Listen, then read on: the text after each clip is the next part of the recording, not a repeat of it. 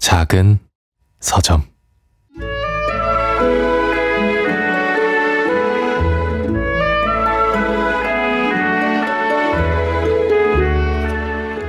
오래전, 수년, 수십 년 전에 아주 오랜 옛날, 아직 나무 타기를 좋아하던 시절에 내 키는 겨우 1m를 빠듯하게 넘겼고 내 신발 사이즈는 170mm였으며 나는 훨훨 날아다닐 수 있을 만큼 몸이 가벼웠다.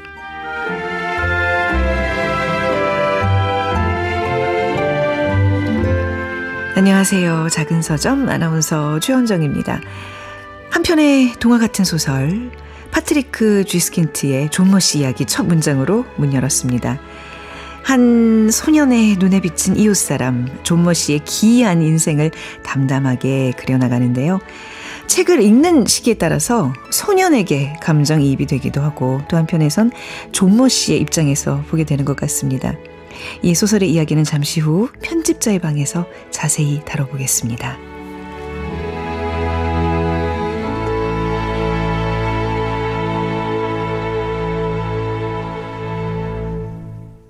작은 서점 최현정입니다. KBS 1라디오 작은 서점에서는요, 여러분의 소중한 의견 기다리고 있습니다. 문자와 모바일 플레이어 콩 통해서 참여하실 수 있는데요. 문자번호 샵 9730이고요. 짧은 문자 50원, 긴 문자 100원입니다. 모바일 플레이어 콩은 앱을 다운로드 받으시면 무료로 메시지 보내실 수 있습니다. 그리고 인별그램에서 작은 서점 검색하시면요. 골목길 귀퉁이 작은 서점 이미지가 프로필에 있는 저희 서점 만나실 수 있습니다. 여기에도 댓글로 참여 가능합니다. 방송 내용도 정리해서 올리고 있으니까요. 꼭 한번 들르셔서 또 팔로우까지 해주시면 감사하겠습니다.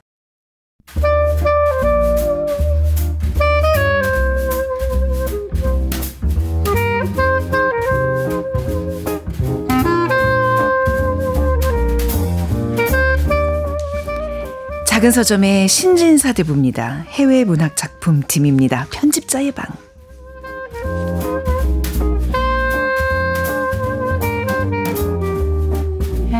자, 민음사 편집자 김민경님, 난다의 편집자 권현승님 두 분 모셨습니다. 안녕하세요. 안녕하세요. 네. 자, 지난 방송에 대한 후기를 좀 말씀드리면요. 저희가 이제 밀란 쿤데라의 농담 했었잖아요. 확실히 이 명작이어서 그런지 반응들이 좀 많았어요. 네. 청취자 4222님께서 농담 모두가 즐겁게 하려고 하는데 정말 조심해야 되겠어요. 말 한마디가 인생을 좌우하는 것 같습니다.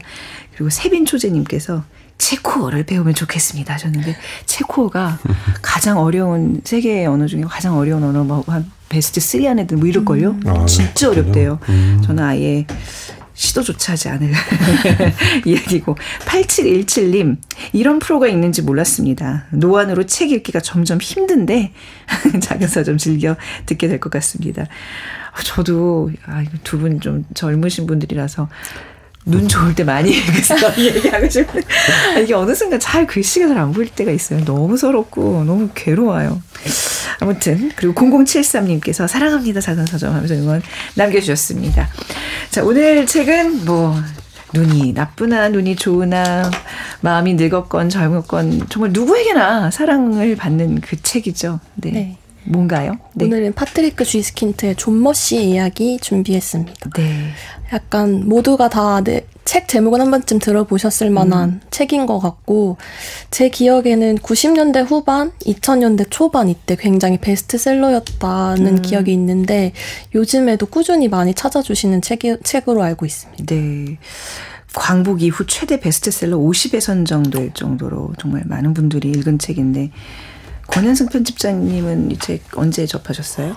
사실 저는 이번에 처음 읽었어요. 네, 물론 이제 제목은 너무나도 유명해서 잘 알고 있었는데 이번에 그 책을 고르는 과정에서 네. 민경 편집자님이 되게 강력히 추천을 해주셨어요. 되게 어린 시절부터 감명 깊게 읽어왔고 여전히 네.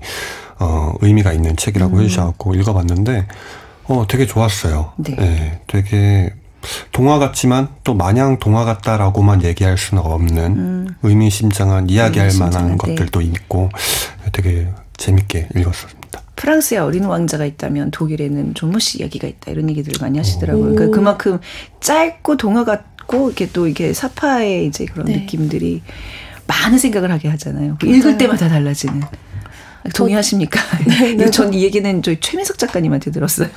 존머시 이야기, 뭐 어린 왕자 이렇게 비유 이렇게 하시면서 약간 우화 같은 느낌이 있으면서도 소년의 성장에 관한 이야기여서 어린 왕자와 비견될 수 있겠다 이런 생각이 들었어요. 말씀 들으면서.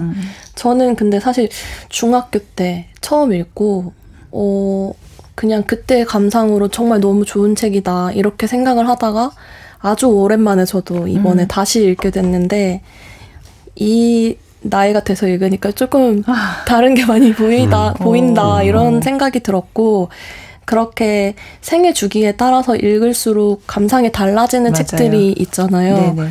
그런 책들이 참 좋은 책이지 않나 이런 생각이 들었어요. 그런 게 명작인 것 같아요. 네네. 그렇죠. 네. 계속 같이 내가 나이 들어가면서 같이 뭔가 내 인생에서 같이 이렇게 막 이렇게 숙성되는 듯한 그런 그렇죠. 것들이 좋은 책, 좋은 작품들이 아닌가 싶습니다.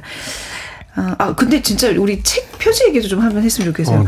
네. 김민경 작가님이랑 저는 이제 옛날 버전이고 그쵸. 이제 완전히 초록색으로 저렇게 개정판이 나왔군요. 네, 이게 저 책 탐난다. 그렇죠. 저 이게 너무 아름다워갖고 장정을 맞아요. 참 이럴 때 보여드리고 싶은 마음이 커요. 그래서 이게 그러니까 G스킨트가 전집까지는 아니지만 거의 전권을 이제 한 출판사에서 가지고 있는데요. 네. 전부 장정을 이렇게 맞춰서 리뉴얼한 걸로 알고 있습니다. 네, 열린 책들에서 나온 존머시 이야기가 이제 이런 식으로 리뉴얼됐던. 네, 그리고 또 내 아내는 이제 굉장히 한국에서 사랑받았던 프랑스 그림 작가인 장자크 쌍페의 그림이 이제 수록이 되어 있어요. 혹시 예전 그대로입니다. 여기에도 수록되어 있어요. 이분은 또 프랑스 분이세요. 네. 사파 그리신 분은요. 찾아보니까 한 2년 전에 타계하셨더라고요. 네. 근데 또 너무 잘 어울려갖고 그림이 너무 사랑스럽다는 생각을 했거든요. 그러니까 왜 어린 왕자도 우리가 그 문자로 이해하는 것도 있지만 그림으로 더 많이 여운이 남잖아요. 이 책도 약간 그런 이유인 것 같아요. 맞습니다. 자, 뭐 청취자분들도 뭐 익숙한 책이시겠지만 사실 뭐 줄거리 말씀하실 수 있어요 하면 좀 어려운 정도로 그 기억이 좀 안 나거든요. 줄거리 우리 민경 편집자님이 좀 해주실까요? 우선 주인공은 어른이 되고 나서 자기의 소년 시절을 회상하는 내가 주인공인데요. 커다란 호수가 있는 아랫마을에 살고 있는 소년의 이야기로 시작을 합니다. 근데 이 사람이 자기의 어린 시절을 얘기를 꺼낸 이유가 존머시 이야기를 하기 위해서라고 하는데요. 이 존머시는 옛날에 뭐 하던 사람이었는지 아니면은 친구가 있는 것도 아니고 굉장히 은둔을 하면서 세상과 좀 문을 닫고 사는 사람인데요. 여름에 입는 옷, 겨울에 입는 옷 이걸 딱 정해서 매일 똑같은 옷을 입고 365일 하루도 빠짐없이 40km에 달하는 호수를 빠른 걸음으로 계속 돌아다니는 아저씨가 있습니다. 그러니까 동네에 있는 이상한 아저씨가 존머시인 거죠.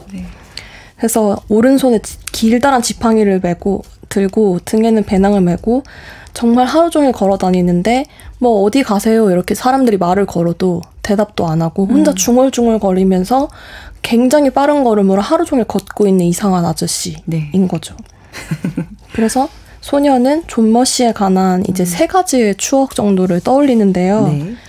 엄청 비가 많이 내려오고 막 당구공만한 우박이 막 내리치는 날에 아빠랑 소년이 차를 타고 가고 있는데 존머시가 또 걸어가고 있었어요. 그래서 웬만해선 그러지 않지만 아빠가 너무 날씨가 안 좋으니까 들어와서 차를 타셔라. 그러지 마시고 그러다가 죽겠어요. 막 이렇게 하는데 존머시가 지팡이를 막 내리치면서 제발 그냥 놔두시오 하면서 소리를 쳤던 이야기. 그리고 피아노 선생님한테 소년이 또 된통 혼나서 어린 마음에 나무에 올라갈 수 있는 데까지 올라가서 나는 그냥 죽어버리겠다 이렇게 생각을 해서 막 나무로 올라갔는데 거기서 우연히 존머시가 아주 고통스럽게 잠깐 쉬면서 물이랑 빵을 먹는 장면을 보고 내가 왜 죽을 생각을 했지? 하고 내려오는 그런 에피소드가 있고요. 마지막으로는 이제 거의 성인이 되기 직전 고등학생이 됐을 때 존머시가 마지막으로 이제 그 호수로 걸어 들어가서 스스로 생을 마감하는 장면을 목격하는 이야기입니다. 네. 이렇게 세 가지 에피소드로 정리해 주시니까, 되게 깔끔한데요. 그렇죠. 네. 이 파트리크 쥐스킨트. 발음이 항상 어려워요, 쥐스킨트. 어떤 작가인가요?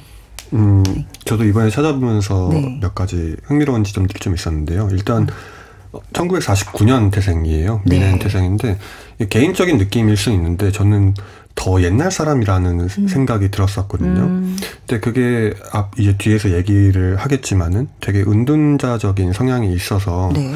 잘 언론에 노출되지 않아서 그런 것 같다라는 생각은 들어요.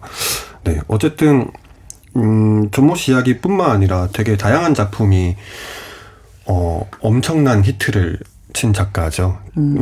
존모 씨 이야기만큼이나 유명한 향수라는 그렇죠. 네. 작품도 있고 또 이제 예술가의 고뇌를 그린 이제 모노드라마 형태의 콘트라바스라는 작품도 있는데 네. 이 작품은 제가 알기로는 한국에서도 연극 형태로 많이 네, 상영이 되고 있는 작품으로 알고 있고요. 네. 어쨌든 굉장히 여러모로 그러니까 작품성이나 대중성이나 골고루 인정을 받은 작가인데 특이한 것은 앞에서 말씀드린 것처럼 굉장히 은둔자적인 성향을 가지고 있어요. 어떠한 문학상도 거부를 하고 인터뷰는 당연히 거부를 하고 그래서 사진 찍히는 것도 극도로 싫어하고 예.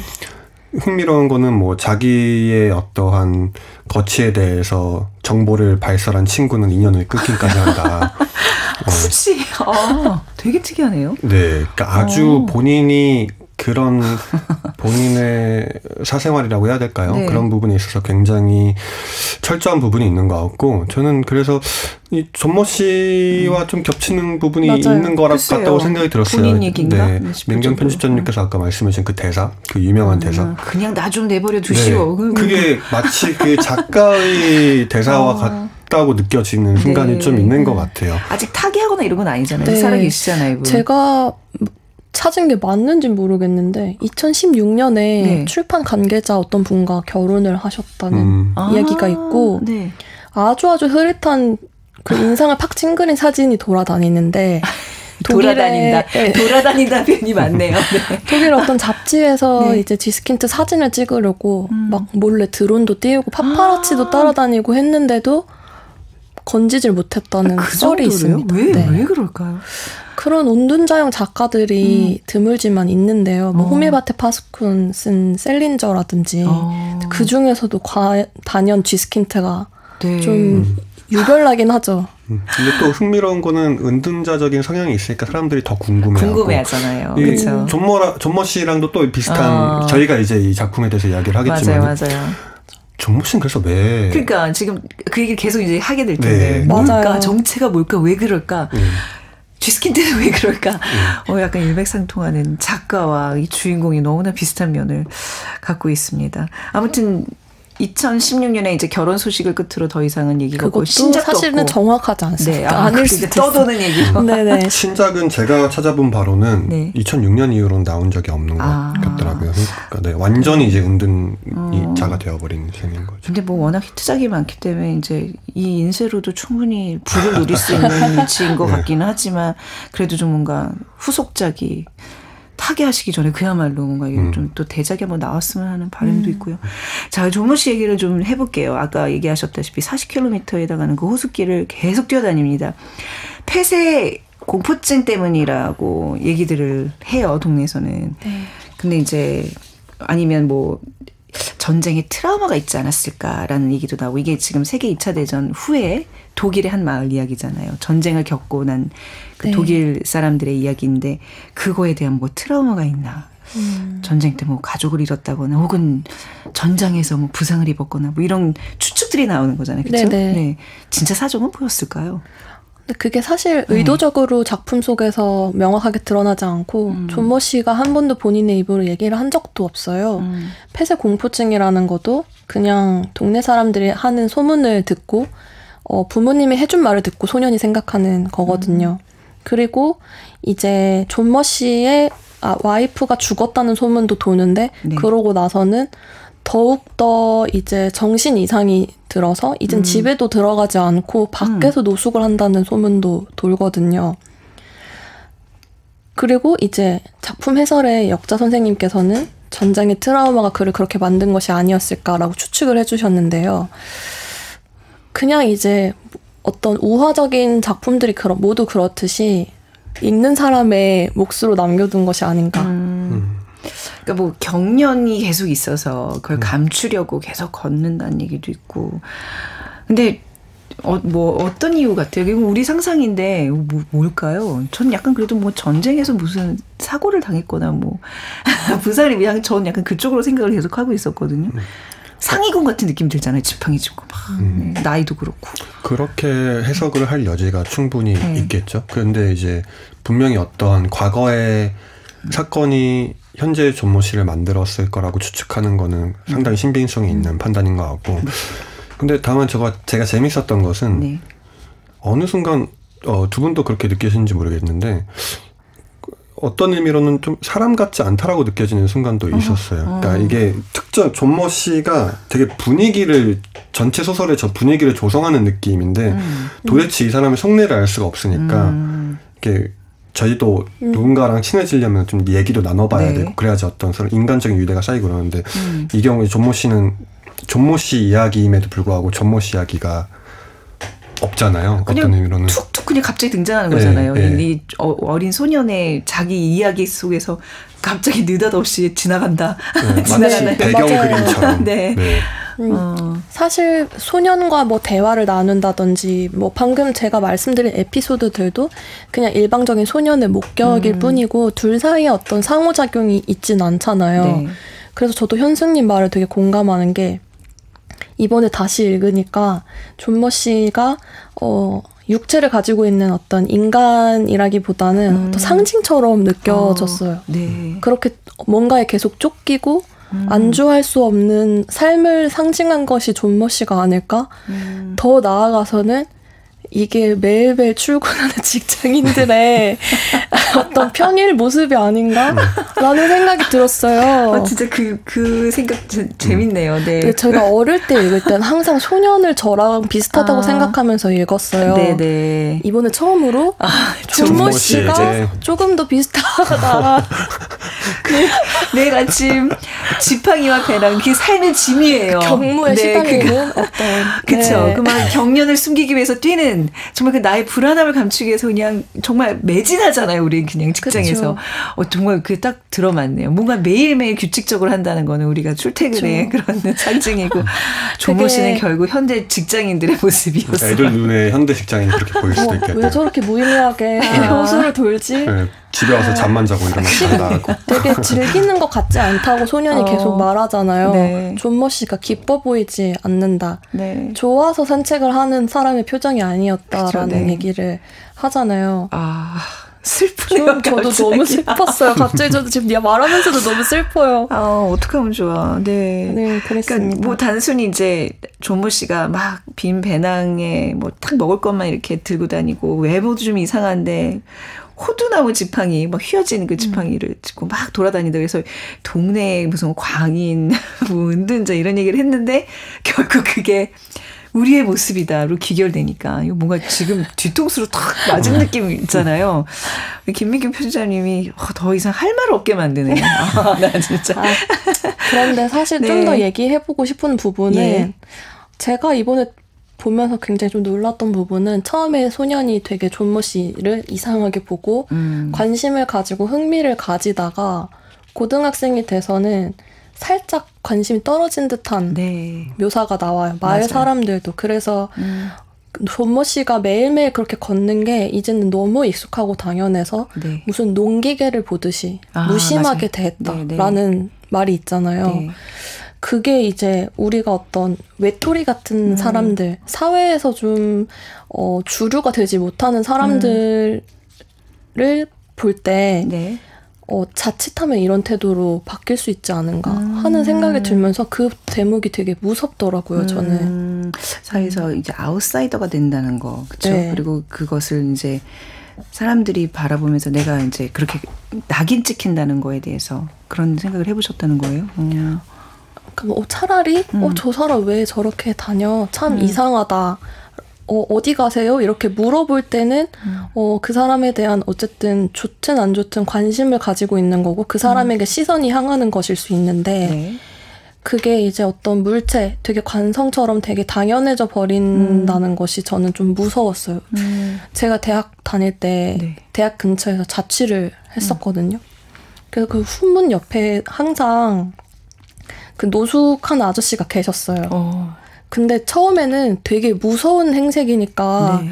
밤에 그 아저씨를 마주치면은 되게 무서워하고 좀 그 아저씨가 가끔 안 보이는 날에는 궁금해하고 그랬거든요. 네. 제가 어디 가셨지? 그리고 날이 되게 추운 날이나 비가 오는 날에는 가끔 그 아저씨 생각하게 돼서 맨날 집 가는 길에 보는 사람이니까. 근데 한 3, 4년 정도 다니고 나니까 그 아저씨 생각을 안 하게 되는 거예요. 매일매일 보는 사람인데도. 그게 떠올라서 좀 섬뜩했어요. 네. 내 성장기에 그냥 이렇게 배경처럼 있었던 사람. 그리고 좀 잊혀지는 그 과정이 굉장히 비슷하구나라고 생각해요. 저도 제 안에서 그 아저씨를 좀 잊었던 기억이 있어서 네. 이걸 읽으면서 다시 또 그분 생각이 나더라고요. 존머 씨를 굉장히 여러 사람으로 해석을 하시네요. 권현승 편집자님에게 존머 씨 아저씨는 어떤 사람으로 비춰졌어요? 근데 저도 민경 편집자님 말씀이 되게 공감 가는 게 공교롭게 네. 저도 대학교 다닐 때 이런 어떤 좀 이렇게 은둔자, 불황자 뭐 굳이 그렇게 표현을 하자면 그런 분들이 그러니까 캠퍼스에 좀 그 외부인들이 좀 계시거든요. 맞아요. 네, 그러니까 학생이 아닌데 거의 매일 학생보다 더 학교에 많이 그리고 어떤 특정 지역을 주로 배회하시는 분들이 계세요. 네. 그리고 그 특정 주의만 배회를 하세요, 그분들은.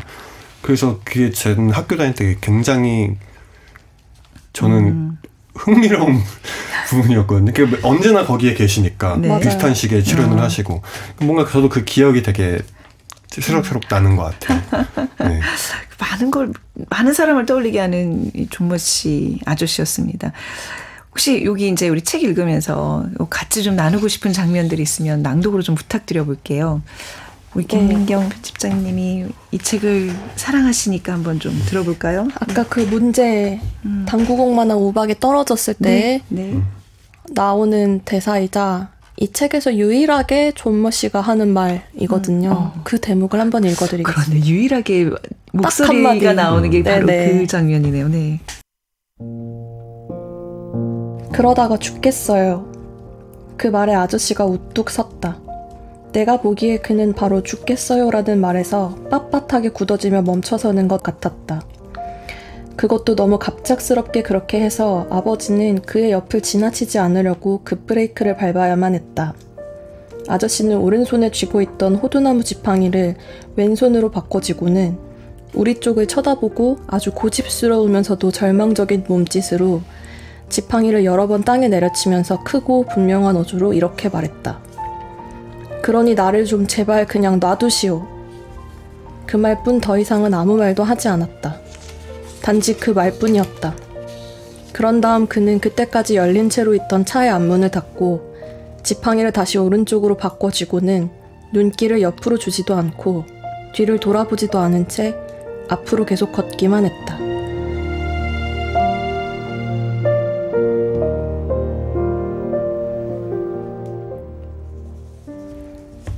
존머 씨가 이 마을 사람들과 섞일 수 없다는 걸 이제 그 순간부터 안 것 같아요. 그죠?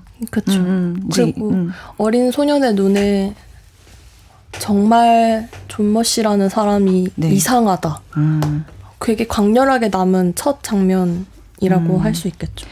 그러니까 이제 모든 사람들은 나만의 어떤 리듬과 템포와 뭐 이런 게 있는데 그걸 건드려서는 안 된다는 걸 이제 안 것 같아요. 예. 정말 세상을 등지고 사는 사람을 다시 한번 알게 되는 그 사건. 근데 이 이후에 이제 어찌 보면 사람들이 그냥 좀 방치를 하게 되는 그 분기점이 되는 것 같죠. 뭔가 좀 처음엔 관심을 가지려고 하는데. 그렇죠. 사실 그렇게 호의의 제스처를 내밀었던 게 이제 아버지인데 그쵸, 네. 간곡하게 여러 번 차에 타시라 그렇게 말을 했는데 그렇게 꽝 거절을 당하니까 저 사람 완전히 미쳤어. 소년 앞에서도 그렇게 얘기를 하거든요. 저 사람 폐쇄 공포증 때문에 완전히 미쳐서 저러는 거다. 이러고 나서는 사실 관심을 두지 않아요. 네. 그리고 그러고 나서 소년은 존머 씨에게 말을 걸지는 못하지만 자기한테 되게 슬픈 일, 힘든 일이 있거나 뭐 그게 사실은 소년의 저희가 봤을 땐 대수롭지 않은 일이지만 소년의 입장에서는 굉장히 막 가슴 찢어지는 일들이 있을 때마다 네. 항상 존머 씨가 그 옆을 네. 걸어가는 장면을 보는 거죠. 네. 곡 한 곡을 듣고 네. 우리 또 이번에는 권현승 편집자님이 좋아하는 장면을 낭독으로 들어보겠습니다. The Long and Winding Road, The Beatles의 노래 듣고 오겠습니다. 자, 어떤 부분 우리 권현승 편집자님이 읽어주실까요? 이게 네. 이제 사실 이 소설이 존머 씨 이야기이기도 하지만 나의 이야기이기도 하잖아요. 네. 그리고 저는 이게 나의 성장을 해나가는 이야기로 읽혔거든요. 근데 성장 소설에는 되게 통과 의례라고 생각할 만한 포인트들이 있는데 그 중에 한 부분인데요. 그러니까 아까도 잠깐 얘기가 나왔지만은 이 나가 피아노 선생님한테 아주 호되게 혼난 다음에 이 세상의 불공정함과 불평등에 아주 치밀어 오르는 분노를 참지 못하고 나는 이 세계와 불화하겠다라는 결심을 가지고 죽어버리겠다 이렇게 해갖고 네. 또 이제 나는 이제 나무 오르는 걸 굉장히 좋아하는데 네. 그 떨어져갖고 죽어버려야지 네. 라고 했는데 그 딱 떨어지기 직전에 존머 씨를 만나는 장면이에요. 맞아요. 네, 네, 그래서 네. 그게 좀 결심 자체가 변화하는 네. 지점인데 이거를 한번 읽어드리겠습니다.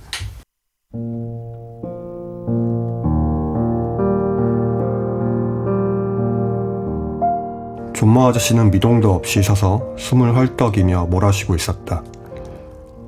호흡이 어느 정도 가누어지자 아저씨는 갑자기 숨을 죽이더니 무슨 소리라도 엿들으려는 것처럼 고개를 돌려 사방을 살폈다.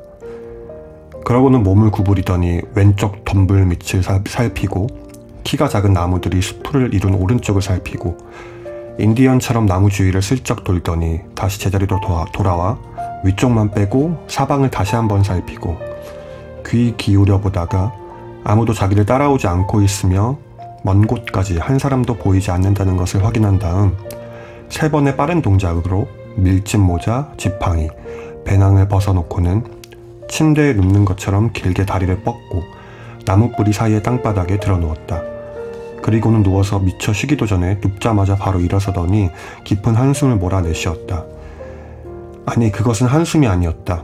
한숨을 쉬면 뭔가 홀가분해진 듯한 소리가 나지만 그것은 뭔가 고통스러운 신음에 가까웠고 홀가분해지고 싶은 갈망과 절망이 엉켜서 가슴에서부터 배어나는 깊고 참담한 소리였다.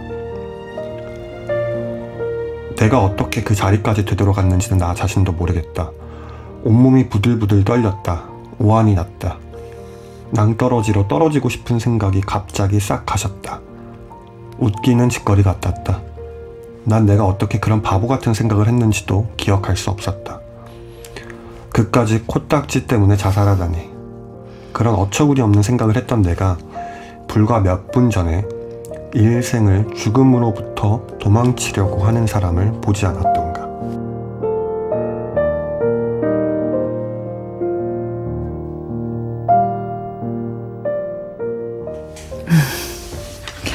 그 앞서 사건이 이제 우리 왜 어렸을 때 진짜 나 피아노 학원 같은 거 다니잖아요. 뭘 악기 하나 이렇게 뭐 배우잖아요. 강압적으로 그야말로 이제 이 친구도 가기 싫은데 이제 일부러 가는데 또 하이필이 아주 고약한 선생님을 만났어요. 너무 약간 이제 너무 이렇게 사이코 같은 좀 짓을 많이 하는데 여기 보니까 선생님이 이렇게 재채기를 하다가 코털에 붙어있던 코딱지가 손가락을 이렇게 훔쳐내면서 그게 이제 손가락에서 건반으로 이제 옮겨간 거예요. 근데 이제 막 혼나면서 치고 있는데 그 코딱지를 건드리지 않고 칠 수가 없게 된 거예요. 그러니까 이 친구는 혼나면서 그 코딱지 묻은 건반을 계속 눌러야 되고, 그러니까 정말 막 얼굴에 핏기가 가시고 막 땀방울이 맺히고 정말 죽어버리고 싶고, 이 혼나는 것도 너무 모욕적으로 혼나고, 그러니까 이제 이 친구가 할 수 있는 거는 나는 이 세상에 복수를 하겠다.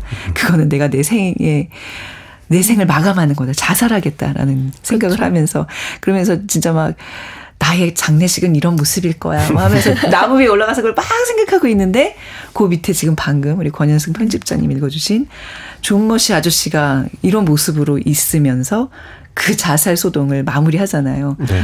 난 좀 피아노 이 선생님한테 혼나면서 이 장면들이 너무나 코믹했는데 아저씨 때문에 또 이 자살 소동을 마무리하는 이 장면도 굉장히 재밌었어요. 재밌으면서도 와 이건 평생 잊혀지지 않을 네, 그런 나의 성장기 중에 한 일화가 되지 않았을까라는 생각이 들어요. 이런 일들 있잖아요. 왜 우리 어렸을 때는 너무 화가 나면 어른들한테 복수할 수 있는 방법. 약간 좀 극단적인 정말 어리석게도 막 극단적인 생각을 한 번쯤은 하잖아요. 이렇게 해요. 우리 엄마가 슬퍼할 거야. 이러면서. 그렇죠. 네. 엄마가 나한테 이렇게 화를 냈지만 네. 내일 아침에 내가 갑자기 죽어버리면 네. 엄마가 막 엉엉 울면서 막 잘못했다 그러니까. 막 이렇게 할 거야 하는 상상을 네. 해보잖아요. 많이 혼났을 네. 때. 그런데 이제 죽음으로부터 도망치려고 하는 사람을 보고 깨달음을 얻으면서 일종의 저는 이게 이제 성장의 어떤 모티브라고 생각해요. 그래서 다시 나무로 내려오잖아요. 네, 네. 그런 게 좀 재밌었어요. 네. 그렇죠. 네. 네. 그러니까 결국에는 아까도 말씀드렸지만은 성장 소설이라는 것은 일종의 장르적인 문법이 조금은 있는데 네. 통과의례라는 게 있어야 되고 그 통과의례를 거치면서 어떠한 방식으로든 변화를 하게 되고 그게 일반적인 의미에서 사회적인 의미에서 긍정적인 변화라고 하면은 이제 성장이 되겠고 네. 만약에 그렇지 않은 변화라고 하면은 약간의 반성장 소설 같은 형태로 이루어지게 될 텐데 어쨌든 둘 다 나름의 변화고 나름의 성장 소설 틀 안에 있는 거죠. 네. 근데 이 작품도 역시 그렇게 그 구조를 따르고 있고 이 장면뿐만 아니라 요 전에는 이제 짝사랑 얘기가 나오잖아요. 저도 지금 그 얘기 하려고 그랬어요. 네. 전 사실 그 대목을 이 소설에서 제일 좋아해요. 그래요? 너무 귀여워서. 이제 네. 늘 훔쳐만 보던 어떤 여자아이가 내일은 너랑 같이 하교할게. 다음 주 월요일에 너랑 같이 갈게 라고 말을 해서 주말 내내 열심히 준비를 하잖아요. 해요. 산책길 코스를 짜서 막 뭐 특이한 바위 보여주면서 네. 내가 얘기해야 될 곳 막 그리고 막 집에서 간식거리 같은 거 챙기고 날씨도 걱정하고 막 그렇게 하는 그 마음이 너무 순수해서 사실 되게 좋아하는 대목인데 그 여자애가 그 당일날에 같이 안 가게 됐어 라고 해버리잖아요. 안 가게 됐어, 자기가. 그러니까 너무 그냥 시크하게.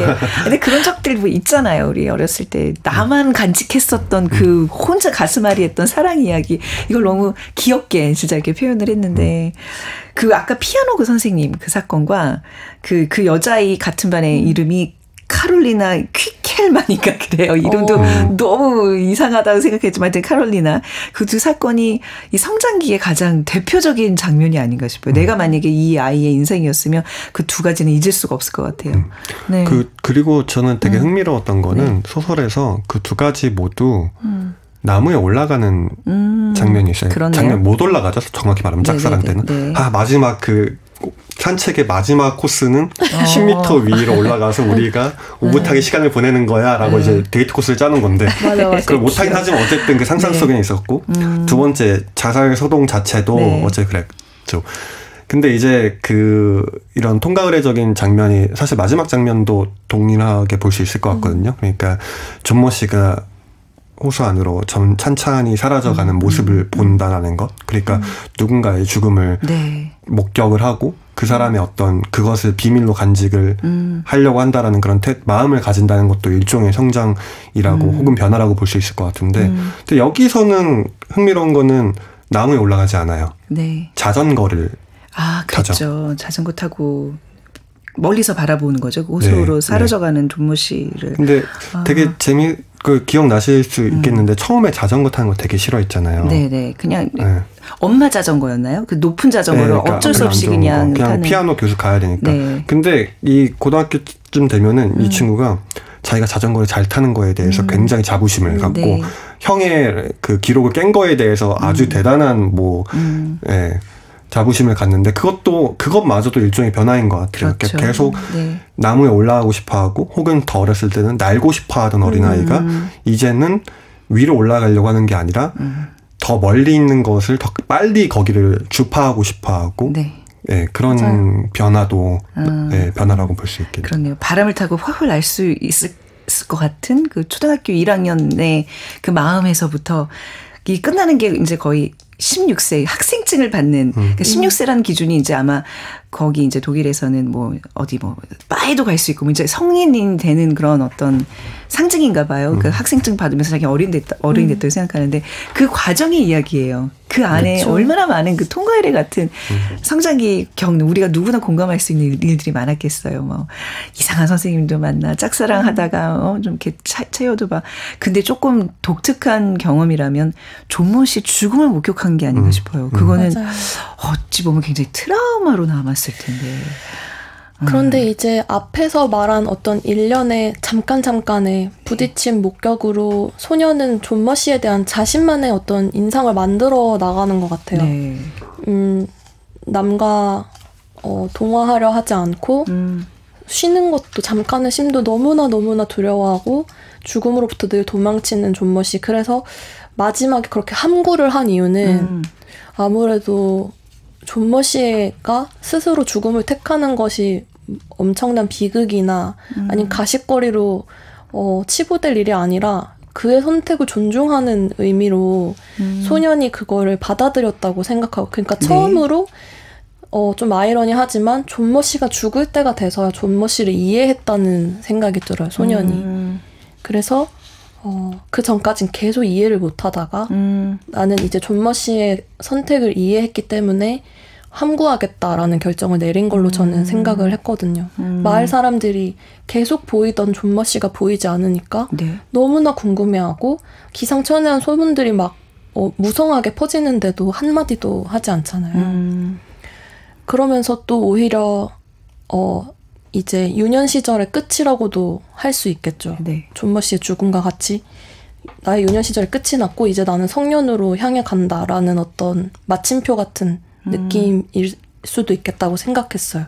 그래서 그렇게 되게 의미와 상징이 많이 있는 해석하려고 하면 되게 많은 상징이 있다고 느껴져서 존머 씨가 진짜 좀 어떤 상징이 아니었을까 하는 생각을 하게 됐죠. 왜 데미안에서도 성장소설의 되게 대표작이잖아요. 네네. 데미안도 이제 싱클레어와 데미안의 이야기인데 가장 많이 첨예하게 다뤄지고 있는 논쟁이 데미안이 실존 인물인가? 예요.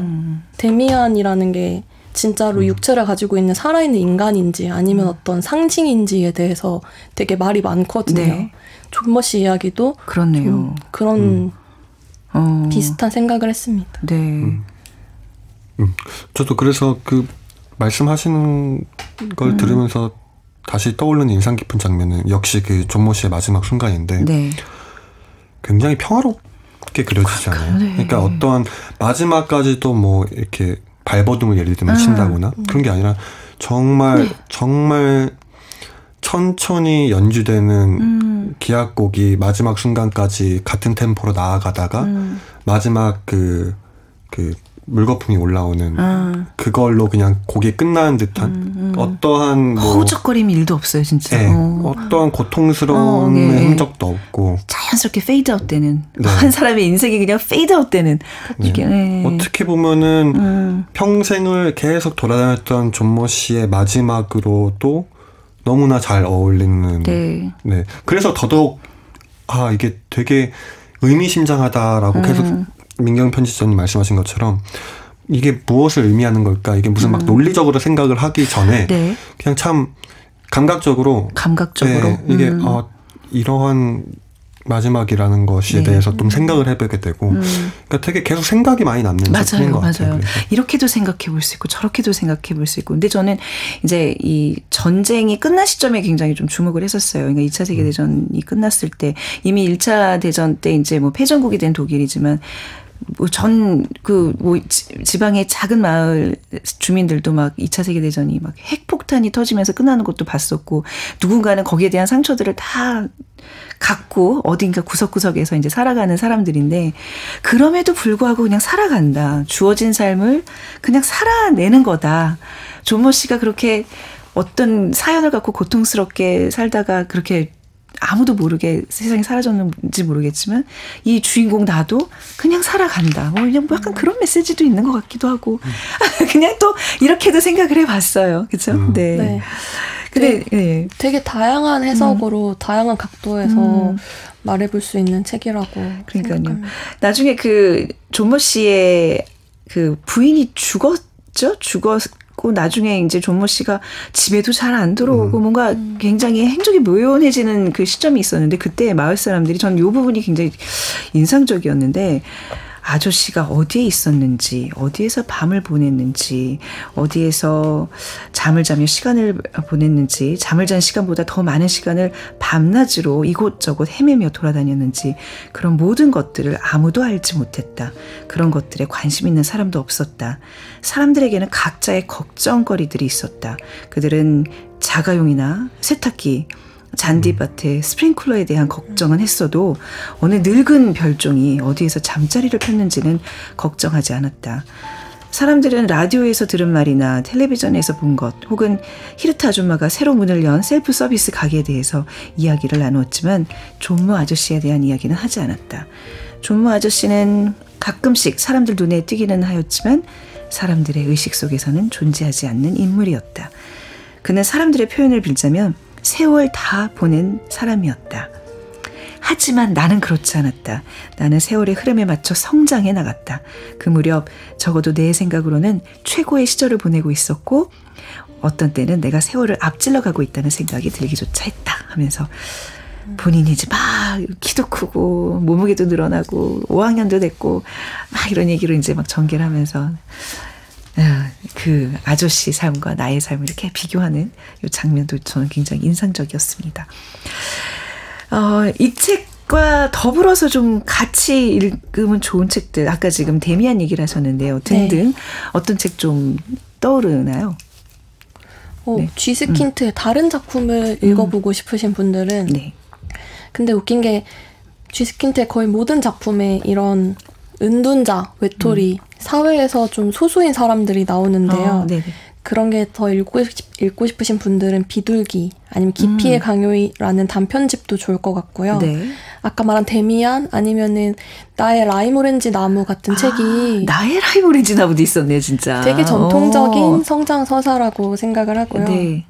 근데 이렇게 우정인 듯 우정 아닌 교류를 하며 소년이 성장하는 이야기로는 또 네루다의 우편배달부라는 책도 같이 읽으면 좋을 것 같습니다. 네. 이 책에 대한 어떤 좀 총평이랄까요? 또 어떤 사람들이 읽으면 좋겠다라는 얘기까지 좀 덧붙여서 한마디씩 좀 들어보겠습니다. 네. 저는 네. 방금 아나운서님께서 말씀하신 그 부분에서 네. 그 존모 씨를 세월 다 지난 사람이었다라고 얘기했고 하지만 나는 아니었다. 나는 내 앞에 세월이 많이 남아있고 나는 지금 인생 최고의 순간을 살고 있었다. 이런 식의 얘기가 나왔잖아요. 그 부분이 다시 들으면서 되게 인상 깊었던 것 같아요. 제가 이 작품에 대해서 가졌던 인상과 맞닿아 있는 것 같은데 저희도 계속 얘기를 했지만은 어느 순간에는 존모 씨가 우리 같은 현대인이 아닐까 이런 얘기도 했지만 또 한편으로는 어린아이에게 또 감정이입을 하기도 했고 그래서 이 작품이 되게 어른을 위한 동화라고 하는 것이 굉장히 적당한 말인 것 같은 게 그 두 개가 다 느껴지는 것 같아요. 그래서 어떤 아스람 같은 감정도 많이 느껴지는 것 같고, 두 가지가, 그러니까 존모 씨와 나라는 인물이 저는 그 독자로서 이 작품을 읽을 때 분리돼서 읽히는 게 아니라 그냥 나의 두 가지 모습으로도 다 같이 보이니까, 네. 아름답고 훈훈하지만 또 한편으로는 약간 가슴이 애리기도 하고 이게 되게 묘한 작품이었던 것 같아요. 아주 좋은 의미로. 정말 뭔가 정의할 수 없는 그 묘한 아스람이 있는 그래서 더 매력 있는 것 같아요. 진짜 이게 뭔가 우리 왜 지난주에 밀란 쿤데라의 농담 같은 거는 이게 좀 명확한 단어들이 생각이 나잖아요. 근데 오늘은 이렇게 겉도는 듯하지만 그 뭐지 하고 뭔가 이렇게 마음속 깊이 뭔가 끌어내려는 그 노력들이 지금 있잖아요. 네. 이 책이 갖는 그 뭔가 힘인 것 같아요. 네. 네. 저는 앞서 말씀드렸지만 어린 시절에 저한테 되게 영향을 많이 준 책이고 어떻게 영향을 줬을까요? 이거 읽고 나서 어떻게 좀 밝혀졌어요? 그 꼬마 김민경은 좀 뭔가 달라졌나요? 그거를 네. 근데 항상 또 성장 소설의 특징이 그 성장을 하고 있는 도중인 사람은 사실 자기의 성장에 대해서 얘기하지 않아요. 맞습니다. 항상 네. 수십 년이 지나고 나서 네. 나의 어린 시절을 회고해보잖아요. 내가 어린지 모르는 것, 그게 바로 성장의 되게 특징이라고 할 수 있고, 젊은 날엔 젊을 모르고라는 노래 네. 가사도 있잖아요. 네. 그게 바로 아까 노래. 말씀해주신 대목인 것 같고, 약간 이번에 저는 내용적인 어떤 이해에서 새로움을 느꼈다기보다는 책은 그대로인데 내가 늙었다. 책은 나의 어린 시절을 붙들어내고 있는데 현실에 내가 참 시간을 많이 보냈구나 네. 하는 감정이 들어서 그게 참 묘했고 함께 얘기할 수 있어서 영광이었습니다. 네. 그 혹시 지금 갖고 있는 책이 그 중학교 때 읽었던 그 책 그대로예요? 그건 아니죠. 아닐 거예요. 근데 네. 새로 사서 제가 판쇄를 보니까 네. 이거는 제가 2005년에 산 책이더라고요. 그렇군요. 네. 2005년이요? 네. 2005년이면은 몇 학년이었어요? 얼추. 그러네요. 그래요? 한 20년 전에 산 책을 아직 가지고 있어요. 그만큼 네. 저한테는 좀 특별한 의미가 있는 책입니다. 네. 이거 나중에 누구한테 선물 줄 때 특히 이제 좀 성장기에 이런 책 사실 선물 받으면 싫을 수 있어요. 아이들 입장에서는. 근데 그렇죠. 저는 그 초록색 이게 너무 마음에 들어요. 네, 두고두고 한 번쯤 이렇게 꺼내볼 수 있는 책. 여행 갈 때 그냥 쓱 이렇게 바닥에 깔고 갈 수 있는 책.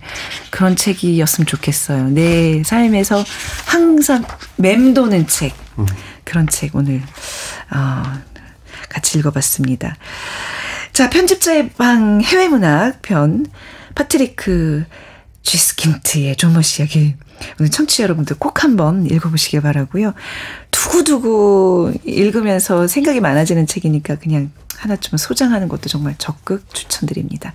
오늘 김민경, 권현승 두 분의 편집자와 함께했고요. 두 분 보내드리면서 이 곡 같이 들어볼까 해요. 루시 디폴의 걸어가자. 네, 같이 들으면서 우리 스튜디오에서 걸어나가도록 하겠습니다. 자, 두 분 보내드리면서 오늘 작은 서점 문 닫겠습니다. 지금까지 아나운서 최현정이었습니다. 고맙습니다. 감사합니다. 감사합니다.